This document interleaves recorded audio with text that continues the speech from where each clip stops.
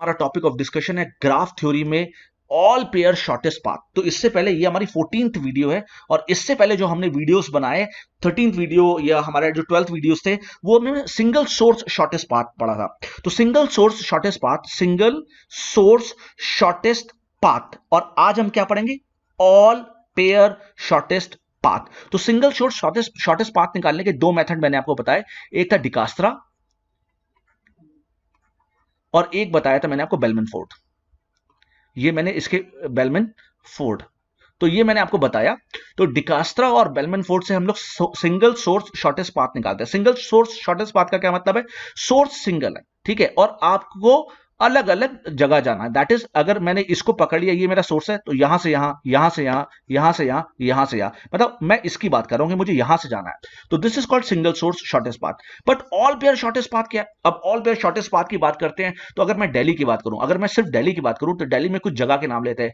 एक ले लिया मैंने कनॉट प्लेस, एक ले लिया मैंने अक्षरधाम, ठीक है, एक ले लिया मैंने रोहिणी, और एक मैंने ले लिया एक रोहिणी ले लिया, और एक मैंने ले लिया पीतमपुरा, ठीक है, और एक मैंने करोल बाग, ठीक है, करोल बाग। तो सिंगल सोर्स शॉर्टेस्ट पाथ में हमने पीतमपुरा को पकड़ लिया था और हम पीतमपुरा से देख रहे थे, पीतमपुरा से सीपी, पीतमपुरा से रोहिणी, पीतमपुरा, बार बार पीतमपुरा। लेकिन अब नहीं, अभी आपको all pair shortest path, Pitampura से सीपी, तो सीपी से रोहिणी, तो रोहिणी से पीतमपुरा, तो पीतमपुरा से अक्षरधाम, तो अक्षरधाम से ये, तो मतलब ऑल पेयर, सारे पेयर जितने भी पॉसिबिलिटी है, या अक्षरधाम से आपको कहीं भी जाना हो, पीतमपुरा से आपको कहीं पे भी जाना हो, तो दिस मींस नाउ आपको एक ऐसा पाथ निकालना है जो हर जगह से हर जगह शॉर्टेस्ट पाथ दे। तो ऑल पेयर शॉर्टेस्ट पाथ, तो ये हमें किसने दिया? ये हमें दिया वॉर्शल्स ने, जिनका पूरा नाम था फ्लोड वॉर्शल्स, और इनकी एल्गोरिथम हम करेंगे। और हम जानते हैं कि जो हमारा मेथड है पढ़ाने का, हम पहले रिवर्स इंजीनियरिंग करते हैं, हम पहले क्वेश्चन सॉल्व कराते हैं एल्गोरिथम से।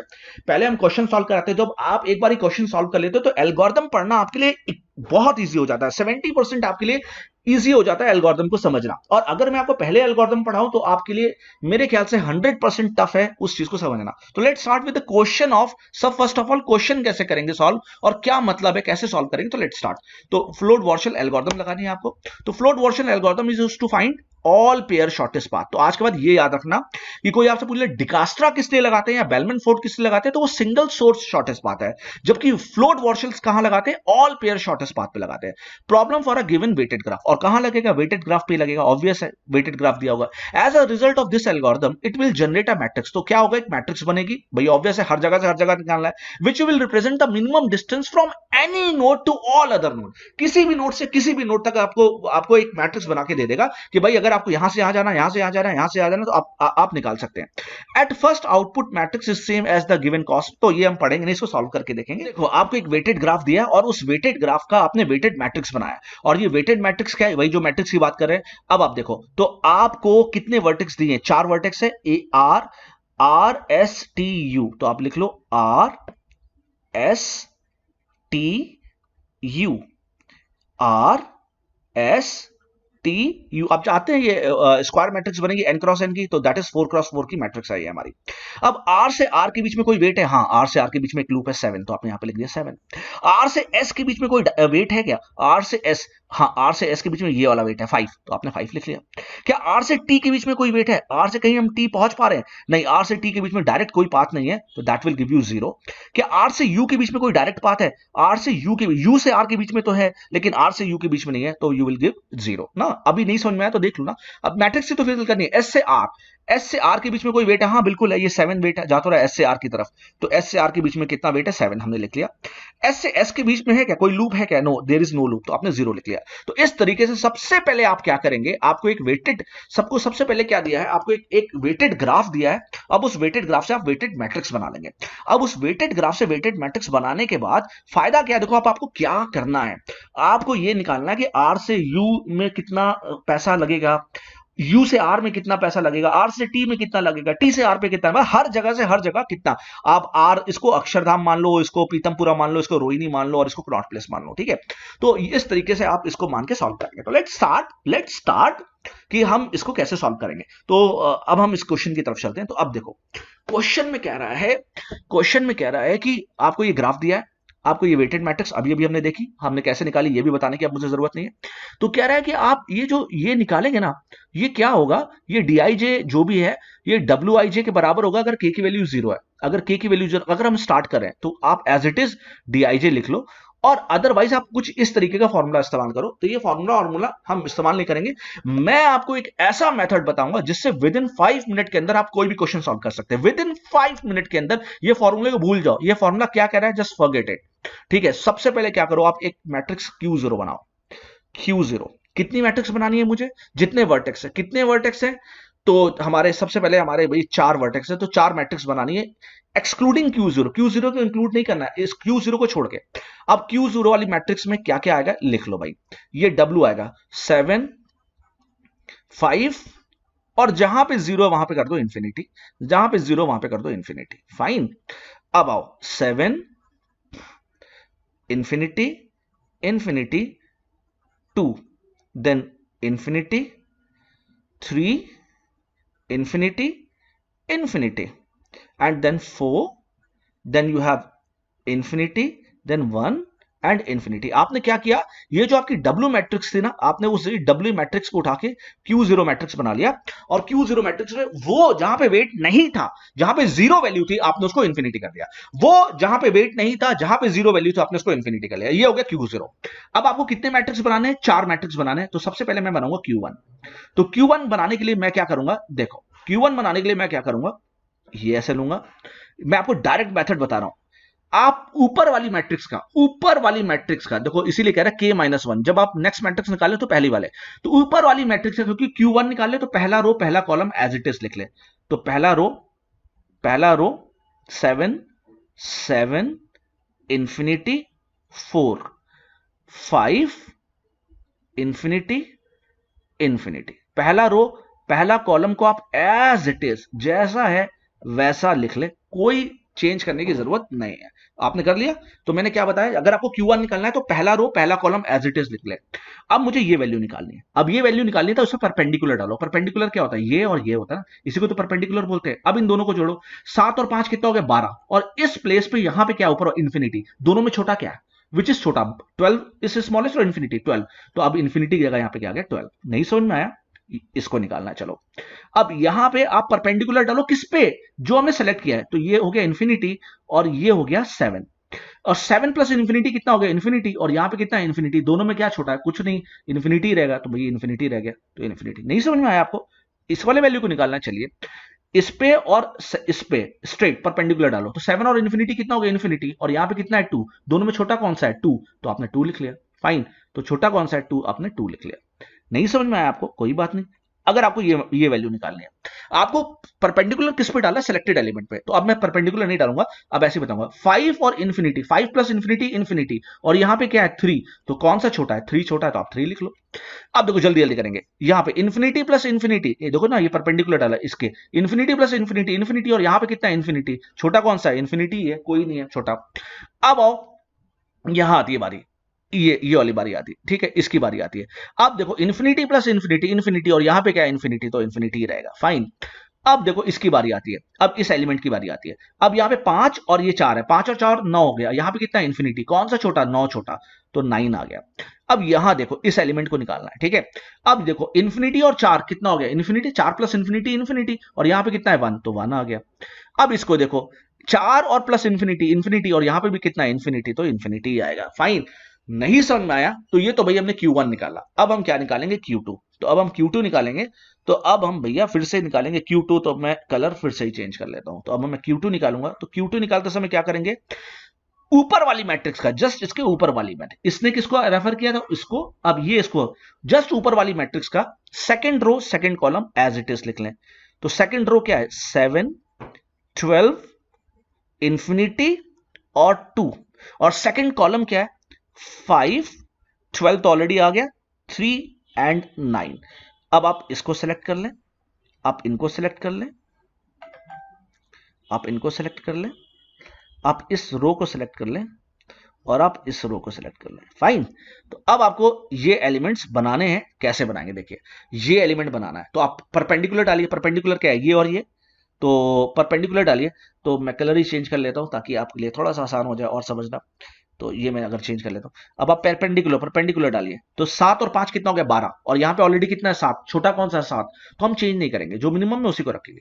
यहाँ पे आ जाओ, परपेंडिकुलर डालो, इन्फिनिटी और 5, तो 5 प्लस इन्फिनिटी कितना इन्फिनिटी, और यहाँ पे ऑलरेडी कितना इन्फिनिटी, तो इन्फिनिटी रहेगा, कोई चेंज नहीं आएगा। यहाँ देखो 5, 5 और 2 कितना हो गया 7, और यहां कितना है इन्फिनिटी, अब चेंज हो जाएगा, मिनिमम कितना है 7 आ गया, अभी भी नहीं समझ में आया, ये वाला एलिमेंट निकालते हैं चलो।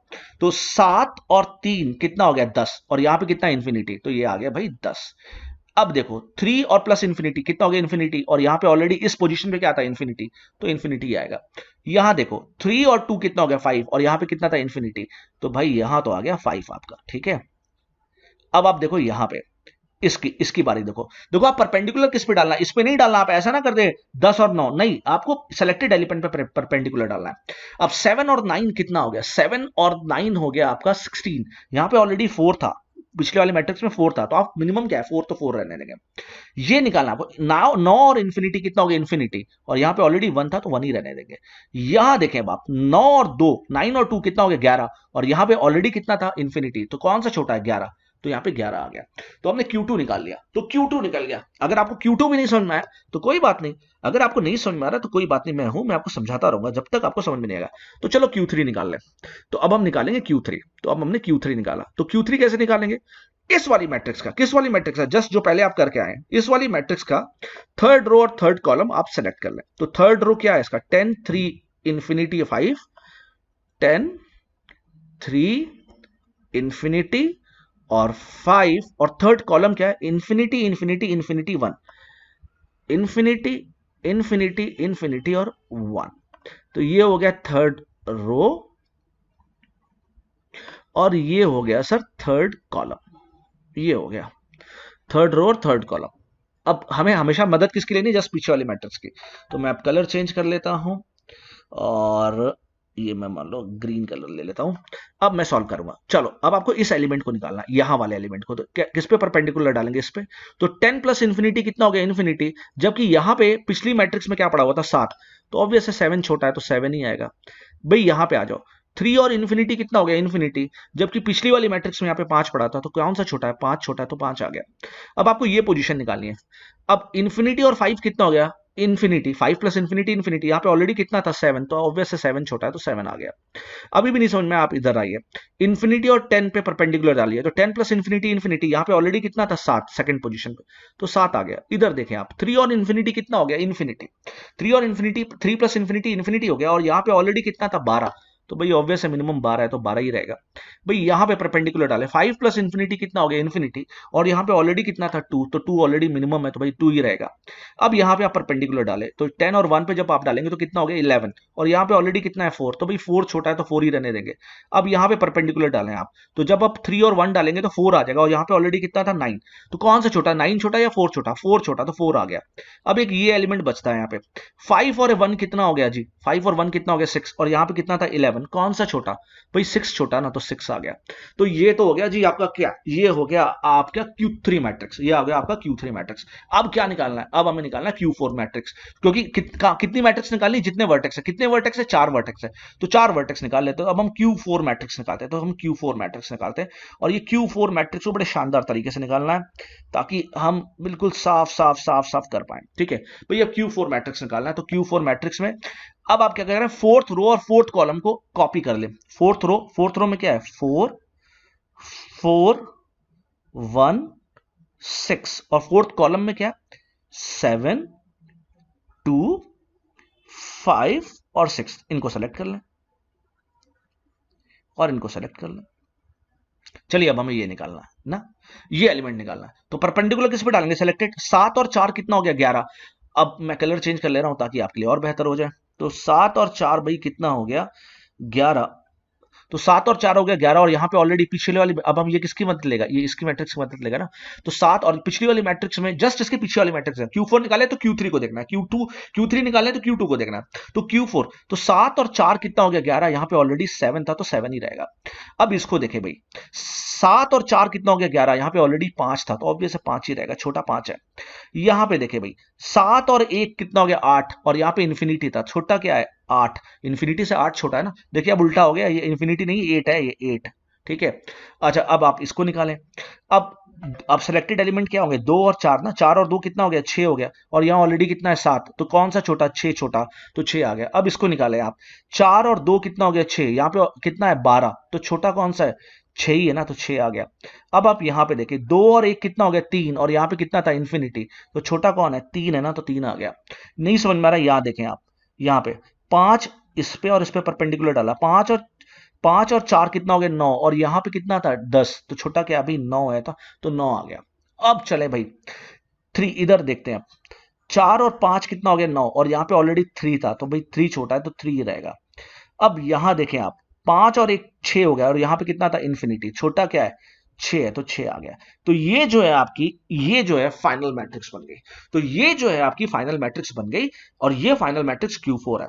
अब Q4 मैट्रिक्स को मैं यहां पे लिख लेता हूं, देखो अब मैं यहां पे लिखता हूं 7 5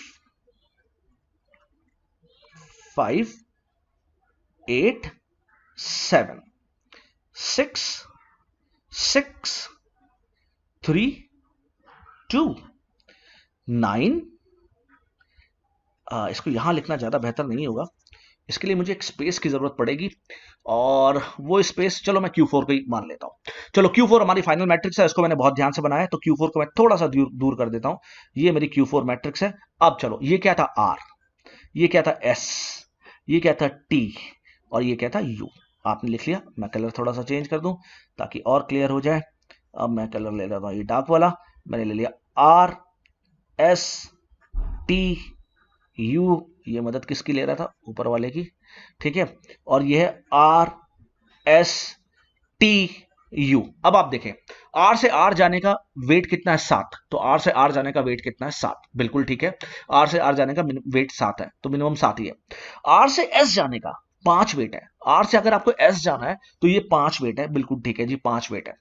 R से T जाना है, R से T देखो, R से आपको यहां जाना है तो आपको मिनिमम वेट लगेगा 8, तो कैसे 8 लगेगा, आप R से T जाना है, कैसे जाएंगे आप, तो आप R से T जाने के लिए मेरे ख्याल से एक रास्ता, आप ये 5 रुपए आपने ये खर्च कर दिया, 5 और 2 7 रुपए, यहां से यहां गए, अब इसके बाद यहां तो जा नहीं सकते थे, तो आप पहले यहां से यहां आए, फिर आप यहां गए, और फिर आप ऐसे आए, तो 5 2 7 और 1 8। क्लियर हो रहा है, अब आपको देख के आ रहा है, समझ में आ रहा है, नहीं समझ में आया, देखिए R से U जाने का 7 रुपीज, तो R से U जाना है, तो R से U कोई डायरेक्ट रास्ता तो जा नहीं रहा है, कैसे जाएंगे, पहले यहां से गए 5 और 1 ऐसे चले गए, तो दैट इज ऐसे गए और ऐसे चले गए, तो 5 और 2 कितना हो गया 7। तो देखा आपने, हर जगह से हर जगह का आपने निकाल लिया। अब S से निकालना है, तो S से R जाने का, S से S जाने का, S से T जाने का। अब S से S जाने का, देखो S से S जाने का वेट कितना आ रहा है 6, कैसे आ रहा है, एस से एस का कोई डायरेक्ट रास्ता तो नहीं है, तो कैसे पहुंचेंगे, तो एक तो भाई 2 रुपए यहां खर्च किया, 1 रुपए यहां खर्च किया, और 3 रुपए यहां खर्च किया, तो ऐसे ऐसे और ऐसे चले गए आप, तो ऐसे ऐसे ऐसे आने के 2 1 3 और 3 6, तो आपका 6 निकल के आ गया। देखा आपने, तो आपने हर जगह से हर जगह जाने का रास्ता निकाल लिया और उसका वेट निकाल लिया। तो ये है हमारा फ्लोड वॉर्शल, जो हमें बताता है, क्या बताता है, all pair shortest path, all pair shortest path, तो ये इंपॉर्टेंट है। और डिकास्ट्रा क्या बताता है, सिंगल सोर्स शॉर्टेस्ट पाथ। तो एट लास्ट मैं आपको यही ये डायग्राम दिया, उसको ध्यान से देखिएगा। और ये जो मैंने आपको मैट्रिक्स वाला मेथड बताया है, ये मैट्रिक्स इस फॉर्मूले से बन रही है। अब आप इस फॉर्मूले को लगाएंगे, मेरे पास इतना समय नहीं था कि आपको मैं ऐसी कोई चीज बताऊं फॉर्मूला, मैंने आपको एक डायरेक्ट मेथड बताया जिससे आप कोई भी क्वेश्चन सॉल्व कर सकते हैं। कितनी मैट्रिक्स बनेगी, जितनी वर्टेक्स है, कितनी मैट्रिक्स बनेगी, जितनी वर्टेक्स है, कितनी वर्टेक्स है 4, 5 होती तो 5 मैट्रिक्स बनती, Q5 तक जाते। What is Q0 matrix, Q0 matrix W matrix ही है, बस वहां पे क्या होता है, Q0 जो मैट्रिक्स है वो W मैट्रिक्स ही है, बट क्या होता है यहाँ पे जो जीरो है उसकी जगह क्या आ जाता है, इंफिनिटी आ जाता है। फाइन।